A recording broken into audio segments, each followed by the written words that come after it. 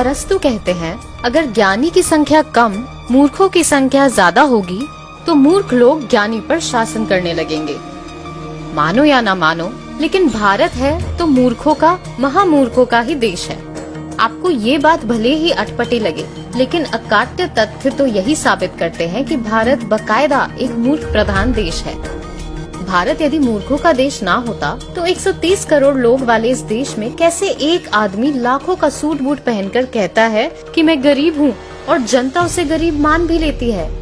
मोदी की एक ही जाति है, गरीब। भारत यदि मूर्खों का देश ना होता तो सीबीआई, ईडी, आईटी, एनआईए जैसे एजेंसियां जिस एक आदमी की कठपुतली है, वो आदमी कहता है मुझे सताया जा रहा है और लोग मान भी लेते हैं।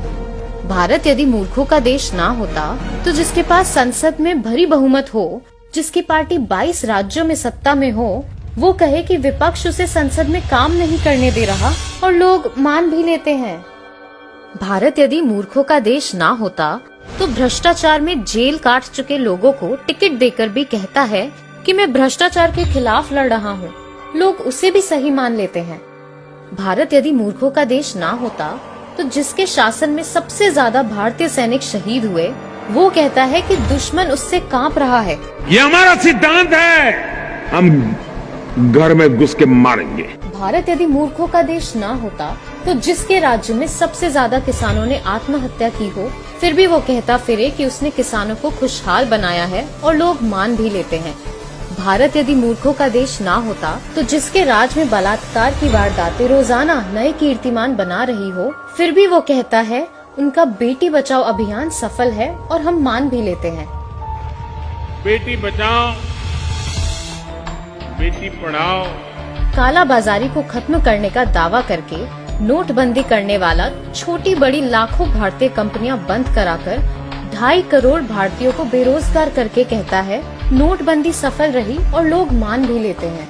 ये नोटबंदी लगी, ये सबको बाहर आना पड़ा और वही रुपये हैं जो आज इतना सारा काम हो रहा है। देश का प्रधानमंत्री कोरोना वायरस जैसी आपदा में सरकार की तरफ से की गई व्यवस्था के बारे में जानकारी देने की बजाय लोगों से ताली और थाली बजाने की अपील करता है और लोग अपनी छतें, बालकनी और गलियों में जुलूस लेकर निकल जाते हैं।